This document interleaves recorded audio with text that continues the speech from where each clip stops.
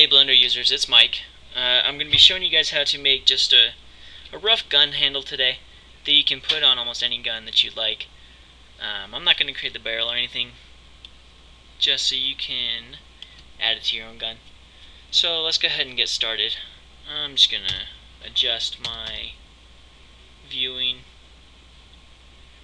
area here. Okay.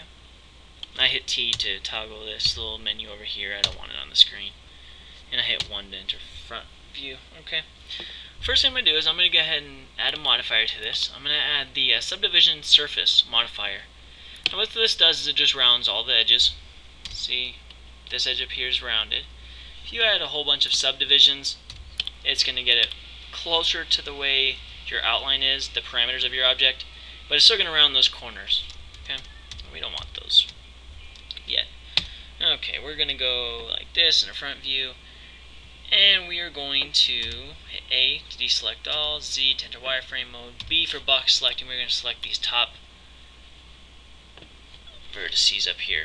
Okay, we're going to extrude them and just click so that way we don't move them. That way it gives us this nice flat surface up here, because that's pretty much what it looks like on the top of a gun handle. You're just going to plug it on, stick it onto the barrel of your gun, or the stock of the gun, wherever you want it really. Alright, so we're just going to select all real quick, and we are going to scale it on the y-axis just to give it kind of that gun handle feel. It's more of a oval shape instead of a circular shape, so now we kind of got that oval look to it. Okay, front view mode, we're going to go back to into edit mode. Okay, now A to select all, B for box select, and we're going to select the bottom ones. We're going to drag it up like that. Okay, we're going to extrude it down just like that. Okay, the reason I made 2 extrusions here instead of just 1 is if we didn't have this middle one, the curve would just be extreme all the way up to here. We don't want that, because we're going to give you a little bit of leeway here to plug into your gun, so you don't have to be perfect on this edge up here. So we got a little bit of leeway. Okay. So now what we're going to do, we're going to start creating the actual handle. We're going to extrude this down. Oh, I don't know, about like that. Just enough for the middle finger to fit in there really, because the index is going to be up here on the trigger. So yeah, you know, however big your middle finger is really. I mean, you can have a fat one, a nice little skinny one. I'm going to go average for now. Okay, and I'm going to drag it back on the x-axis about like that, because gun handles have this nice arc on the back of it, just so it fits nicely in your palm. Okay, we're going to extrude it down again, just a little bit this time, so that you have a nice spot for the area to mark, or the area in between your fingers. Okay, and drag that back on the x-axis. And extrude it down again for your ring finger. I don't know, about like that, whatever. And back. This time we're going to drag it back as far, just because we're going to try to get that arc feel going. And extrude down for that little spacing. Back. Extrude it down for the pinky, and back even less this time. Okay. Now let's extrude it down one more time, just so we can have a nice bottom container for your pinky, so it doesn't go slipping off the edge, I guess. Okay, so we got our basic shape going here.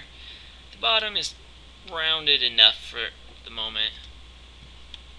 Okay, so we're going to go to the front view in wireframe mode. Okay, so now next thing we're going to do is we are going to add a few cut loops in here so that we can round this right here, so you have a nice place to put your fingers and it's not just straight. Okay, now difference between a cut loop and just subdividing. When you subdivide the entire project or object, and we don't want that. What we want is we just want to subdivide this little area here. So we are going to hit Control A and it's going to give us this pink little line, and that's going to show us where we're going to be creating our cut loops. We want more than just one, so we're going to scroll up on our mouse. The more you scroll, the more cut loops you're going to get. We're going to want about 3. That's just a good even number. And we're going to do the same thing down here. Scroll for 3, Control R again, scroll for 3. Okay. Now we've got those created. What we are going to do is we are going to hit C for the circle select tool, and we're going to select the middle one of all the cut loops that we just created. Now we only want this front one here because the back is going to be dealt with in a little bit. So let's just drag this in here on the x-axis, about like that. Doesn't really matter, it's your choice. So it all depends on how big you want the division between your fingers is going to be. So you got that one. Okay, now hit A to deselect those. Now go to circle select, and we're going to select the other 2 cut loops that you made and drag them back like this. It's your preference on how far you want to drag them back. I mean, if you want it to be right in the middle, you're going to kind of have pointed views. If you want it right at the front here, it's going to be rounded here and pointy back here, which we don't want. So we're going to drag it back here so that it's pretty far back. Okay, now you got a decent looking shape going. Also, what we're going to want to do is select A. We're going to go back into circle select. We're going to select the subdivision areas. We're going to extrude that on the x-axis, move it out just a little bit, so that way it kind of gives us a nice feel. Okay. Alright. Now come back in, and we look at our object here, and you notice we have real square out here. We got this real jagged corners here. We don't want that. We're going to round this out a little bit. Okay, so let's come back into edit mode, select all, and we're going to just Control R, and we want to create it going the length of the handle, so on the x-axis, and again scroll up 3 times. Now the more control loops you create in edit, the smoother your end project is going to be. So, I mean, it's your call, but for this I'm just going to make it pretty simple. Okay, so we're going to go to side view and select all. We're going to box select B and select the outside edges. Okay, so you just have the outsides selected, and we're going to go into front view again. Now let's size it down on the x-axis however much you want. I'm going to go, I don't know, about like that for now, and select all. Back to the side view, we're going to go box select, and we're going to select these middle objects here. Okay, and to the front, we're going to size it down on the x-axis again, and we're just going to go in between these 2, the outside and the very middle. Okay, now if we take a look, it's rounded. I mean, it could be better, but for this tutorial that's good enough. You got a nice round edge here, so it's not going to destroy your character's fingers, and it's nice and rounded here, so it's not going to look too bad. Okay, so what we're going to do now,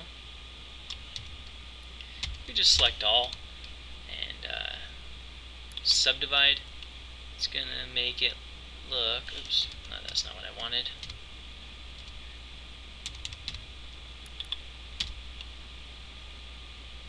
There, that's a little better. Actually, that's bothering me. Yeah, we're just going to go to side, all, wireframe, and we're going to select this middle one, just because it's bothering me. So we're going to go size on the x-axis, and drag it in a little bit. Okay, so there we go. Now it's not as pointy here. I guess another way you could do that is for these middle selections here, instead of sizing them down so far, leave it closer to this front one instead of going in the middle. It'll make it real nice and rounded. Okay. And so that's that. So, okay. Another thing I'm just going to do real quick is I'm going to select the outside here with C, with the circle select. Select those ones, and let's go ahead and select these ones. Okay. Now I'm just going to drag them back on the x-axis, about like that. That way it kind of smooths this whole edge area out a little bit, and it's not so sharp on the outside. Okay, so that's just the basic handle. Again, if you were to leave these middle selections here, not scale them down so far on the x-axis, you can leave this middle one the same, and your gun handle won't be as like skinny, I guess you could say. But for now, that's not too bad. I'm gonna leave it at that. So you guys have a good day. Happy blending.